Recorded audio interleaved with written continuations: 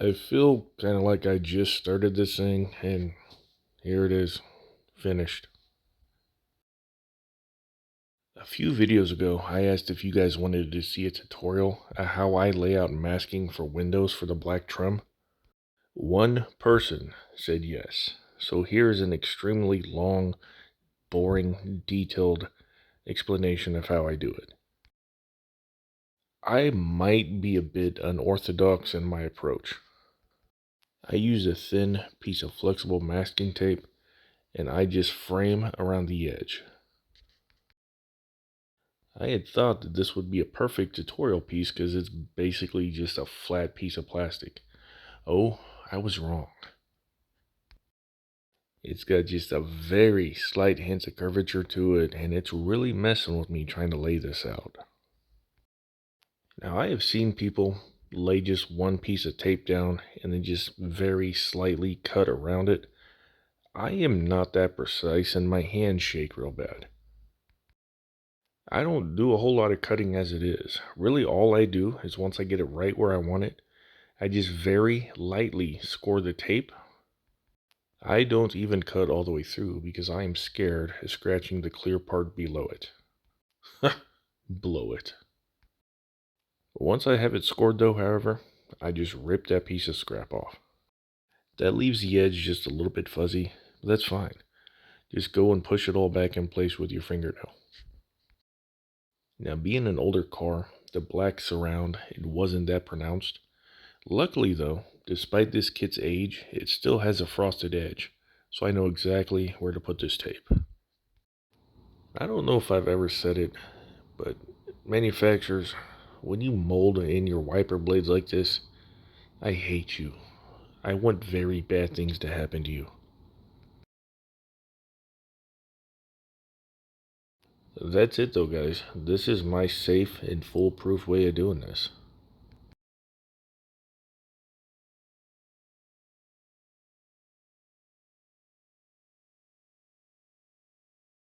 And the good thing about using a thinner piece of tape is you could push it into shape wherever you need it to go. It will move very easily.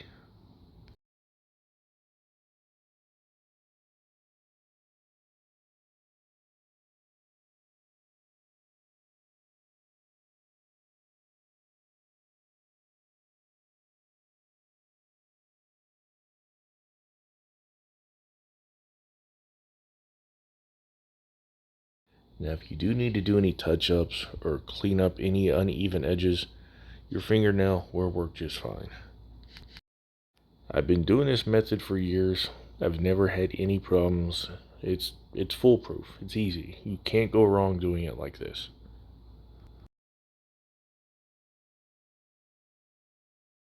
Now, once you're satisfied with your frame, just fill in the blanks.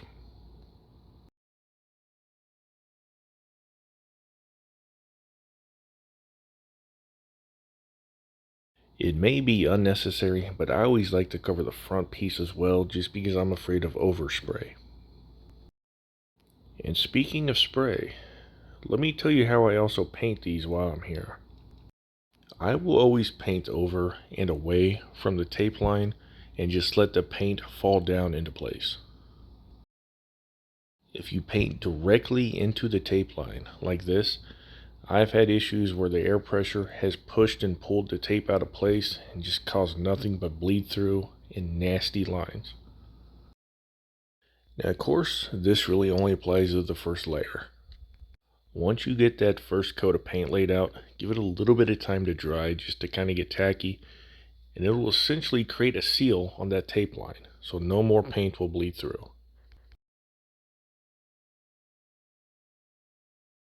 Now, in a perfect world, every piece of clear plastic will be perfectly flat and perfectly level.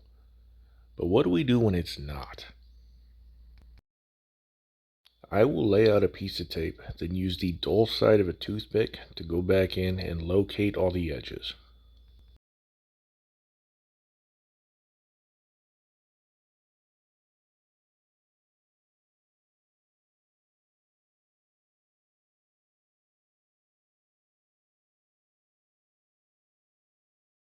Now spend some time here and really burnish that tape down into the corners. For the next step, that is going to be our cutting guide, so you want them to be as accurate as possible. Use a new blade, the sharpest you could find, and just let the weight of the blade do the cutting. If you press too hard, you're going to gouge your clear plastic. And try to do everything in one cut if you can, so you get nice, clean lines.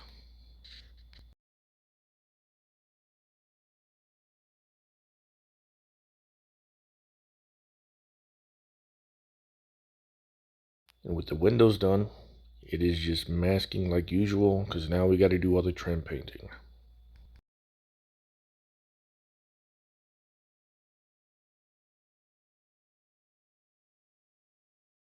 Now you'll notice that I'm using that method I had just talked about.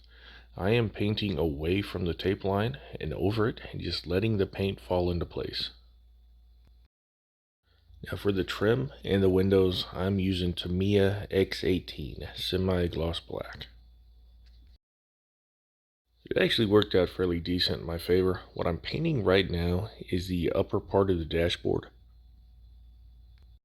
Now since I had done the black interior in the X18, everything is going to match. And maybe not so much luck. Maybe more just me being lazy and cheap and only having two shades of black.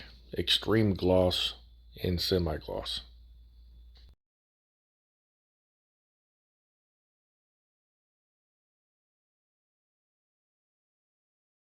Cade, if you're watching, this is how I tint my windows. This is Tamiya Smoke. I do recommend not using a rattle can because it lays out all the paint heavy and you can't really control the flow. So I decant it and spray it through an airbrush. And I'm kind of lazy, don't want to deal with a straw or a bunch of setup, so I'm just going to spray this directly into the cup on my airbrush. Now that wet paper towel in my left hand, that's going to collect all the fumes in the overspray. If you do it like me, let it set in the cup of your airbrush for a good 2 or 3 minutes to gas off. Once the bubbles stop coming up to the surface, it's ready to spray. And then just spray extremely light coats. If you see it just barely changing color, that's what you want. This stuff is kind of hard to lay out and it gets real streaky real fast. So just stick to about 20 to 30 light coats and just very slowly build up the darkness you want. And of course, it always happens. You're somehow going to get dog hair in your paint. And the beauty of the really light coats is it dries extremely quick. So you don't have to wait that long between coats.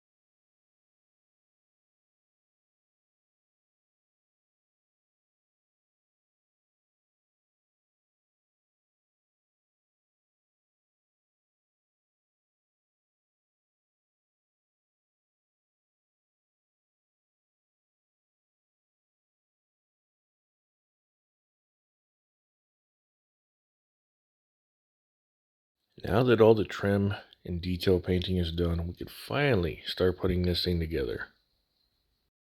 All that hard work, long hours, and late nights are about to pay off. Now that I think about it, I only got about 20 hours of this. It's not bad when you don't have to do a whole bunch of carbon fiber decals.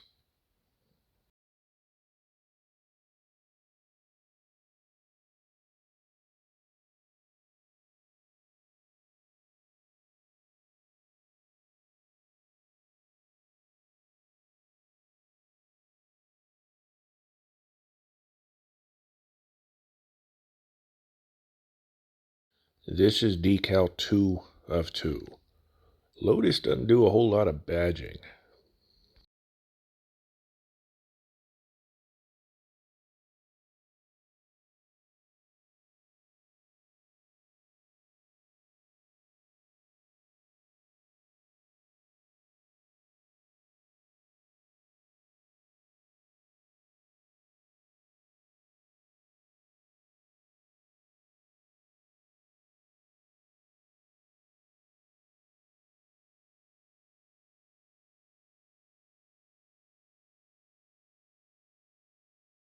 I just slapped myself in the face right now because a fly landed on my cheek.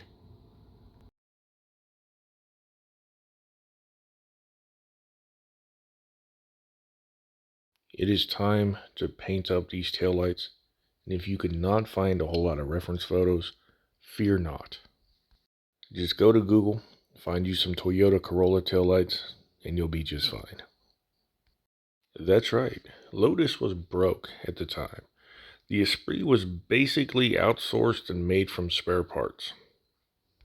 All of their friends chipped in. Toyota, Citroen, Pugo, and a whole lot of General Motors.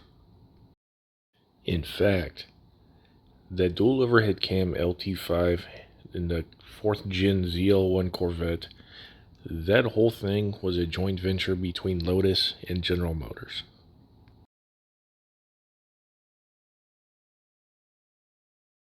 Anywho, back to the build. As you can see, these taillights are just a whole lot of masking and a whole lot of fiddly small painting.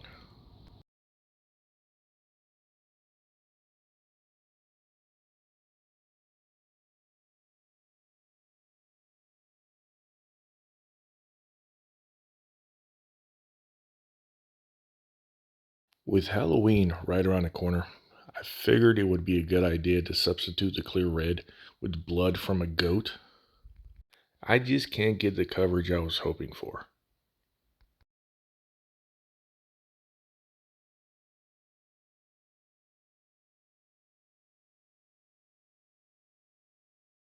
Yeah, don't harm animals, you guys. It's not worth it.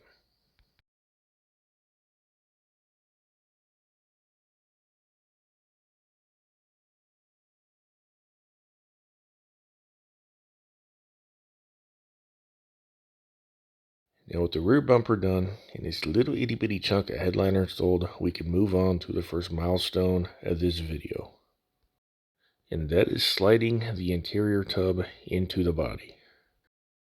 Now believe me when I say I've cut out about 5 minutes of me screaming and cussing. It's almost like this piece was not designed to be installed, but once it's in place, man, it fits well.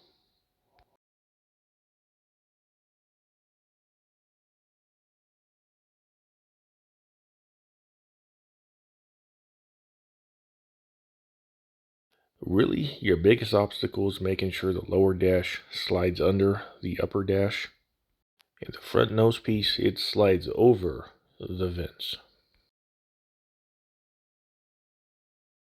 Now in the last video, I had mentioned about how you could not see the gauges once installed. This is why I did a bit of experimenting, just to see if that would work. And if it didn't, well, you can't see them.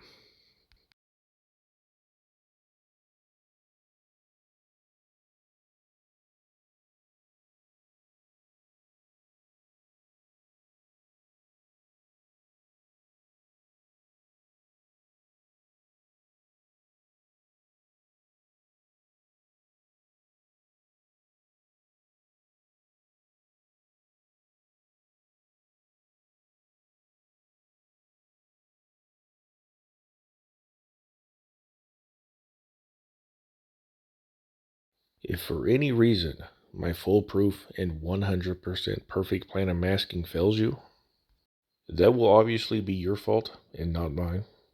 But uh, for demonstration reasons, if you get some bleed through, you could just easily scrape it off with a toothpick.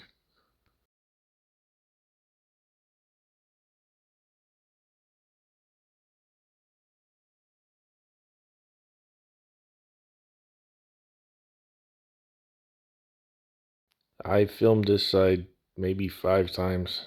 I don't know why that piece would not just pop into place. I am fairly certain it had nothing to do with that goat's blood.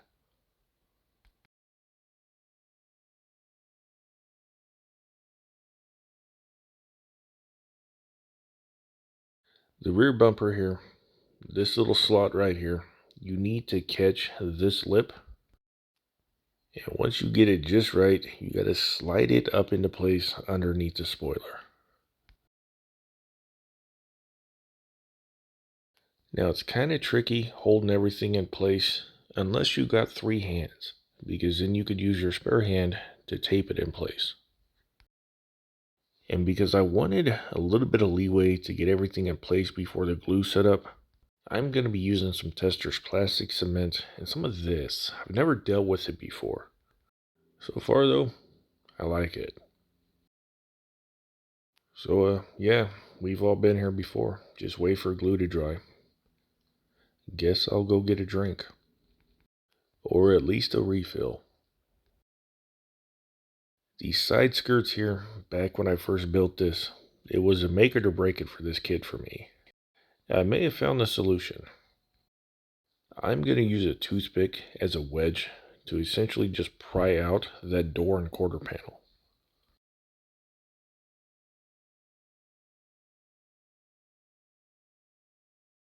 Now eventually we'll get the gap just big enough there so we could slot in this piece.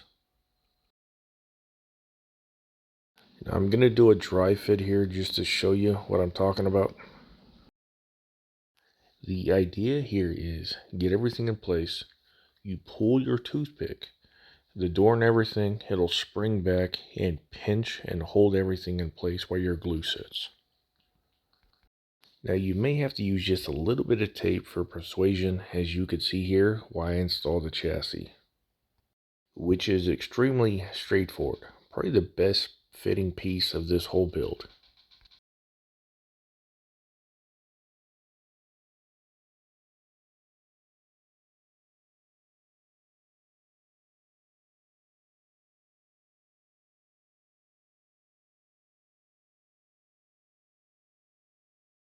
Now the front, it sits exactly where it needs to be to look factory and is right about the right height to make me happy.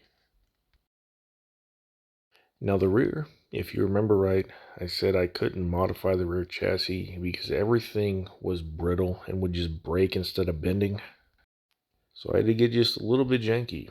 I had to modify that wheel post that mounts with it. It's okay, because to me, it works, and once everything is fully assembled, you can't even see it. It still looks factory from the bottom.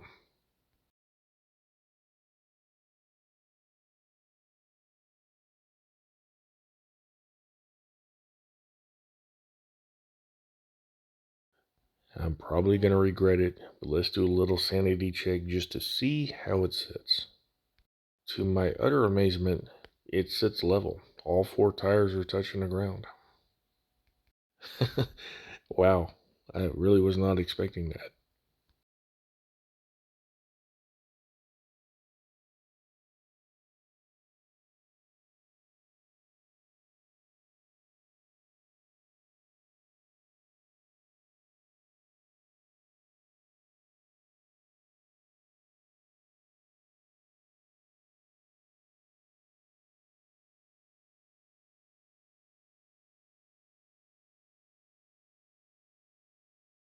It's hard to tell, but that is labeled front, and I really wish I'd test fit this piece before paint.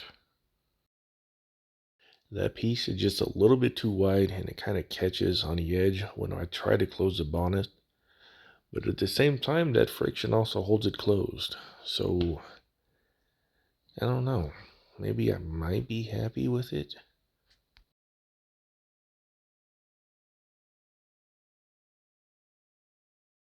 In episode 2, you guys remember, I fitted and pinned this thing in place just to make this step all that much easier. And do your best to not look at that taillight lens. I got tired of all these fingerprints. I tried to wipe them off, and that microfiber caught and ripped that lens off. It gets fixed later. I promise.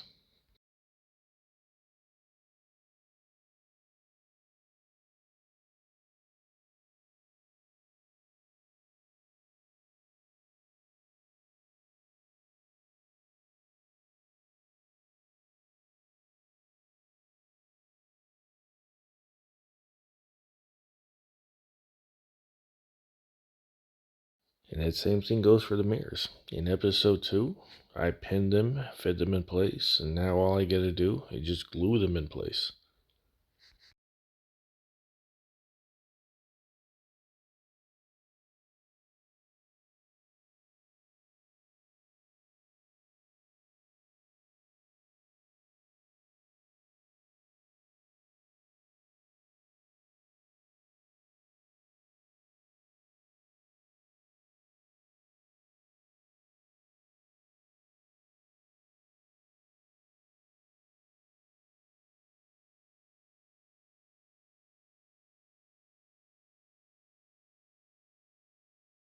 If you guys recall, about 15 minutes ago I showed you how to tint your clear parts. Well, this is going right here for now. I have absolutely no idea where that piece went. So for the meantime, it is going to be setting just like this. I didn't glue this in place, so if I do find it later, it will have the moonroof.